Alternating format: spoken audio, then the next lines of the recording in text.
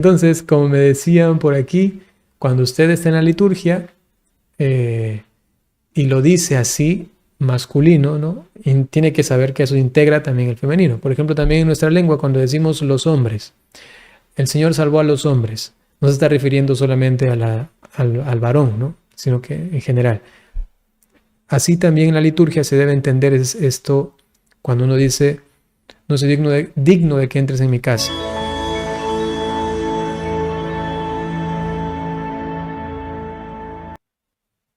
Dice, Padre, cuando en la misa decimos, Señor, no soy digno de entrar a tu casa, pero una palabra tuya bastará para salvarme, las mujeres debemos decir, no soy digna, o respetamos el masculino. Como en la lengua castellana o en nuestro lenguaje español, cuando hablamos de manera masculino, se dice así, esto implica también el femenino, ¿no? Entonces decimos, por ejemplo, eso. Buenas, yo siempre en los videos digo, hola queridos hermanos, ¿cómo están? Espero que se encuentren muy bien, ¿no? Entonces, ahí no me estoy refiriendo solamente a los hombres, ¿no? Sino que esto implica a todos los seres humanos, hermanos míos, que serían pues varones y mujeres, ¿no? Entonces, lo mismo es en la liturgia, que se habla de esta manera. Hay otros idiomas donde se hacen distinciones. Por ejemplo, en alemán no se dice solamente hermano o hermanos, sino que se tiene que decir de ley hermano y hermana, o hermanas y hermanos. ¿Por qué? Porque es un lenguaje que no integra en este término también el femenino, ¿no? Entonces uno tiene que decir Bruder und Schwestern, ¿no? Bruder und Schwestern. No solamente dice Brüdern, que sería como todos. No, si dices Brüdern solamente serían los varones.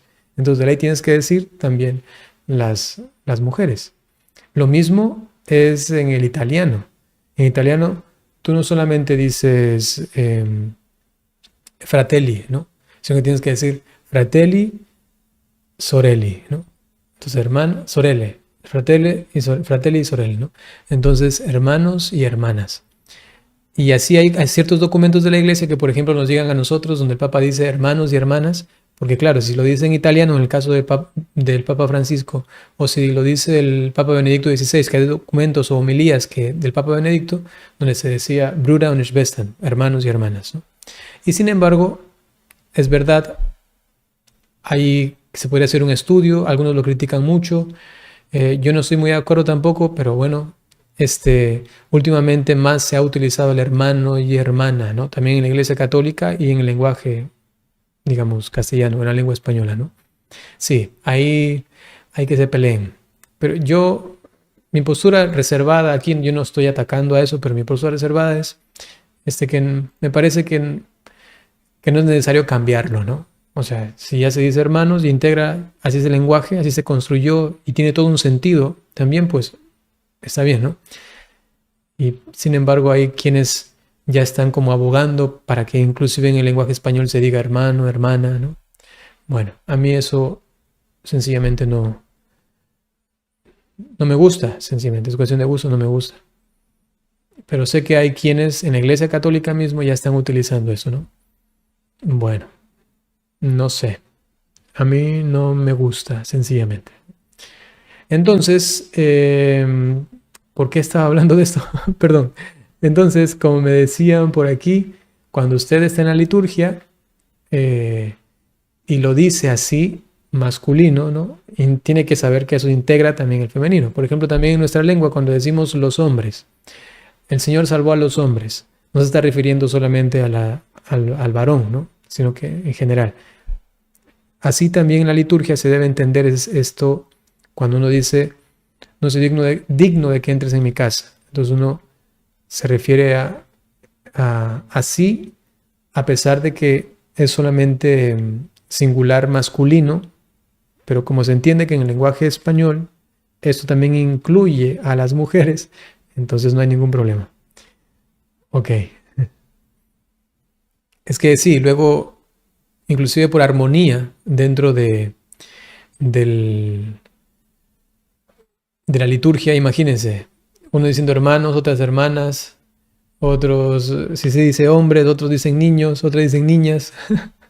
O sea, ya comienza ahí una cuestión ya más ideológica si uno va como a la raíz de todo esto, ¿no? Hay que tener cuidado con esas cosas, ¿no?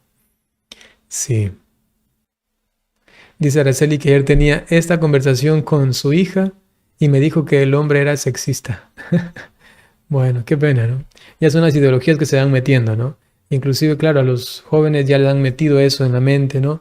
Y entonces, sí, sí, no, ¿cómo vas a decir esto? Inclusive hay lugares, yo he ido a parroquias donde el sacerdote ni siquiera dice, o sea, primero, no dice hermanos, sino que dice hermanos y hermanas. Y es más, ya por casi que obligación de toda la parroquia, se tiene que decir primero hermanas y hermanos, ¿no? O sea, primero las mujeres. O sea, hay una cuestión ahí, sí, ideológica, ¿no? Porque él está utilizando el lenguaje para una postura específica ideológica, ¿no? Y bueno, quizá eso también se entiende por toda una cuestión de lucha, digamos, que ha venido dándose en los últimos años, en el siglo anterior, sobre todo por reivindicar a las mujeres, por su participación y todo esto. Y había una ola de feminismo, digamos, que es aceptable, ¿no? Que buscaba todo esto.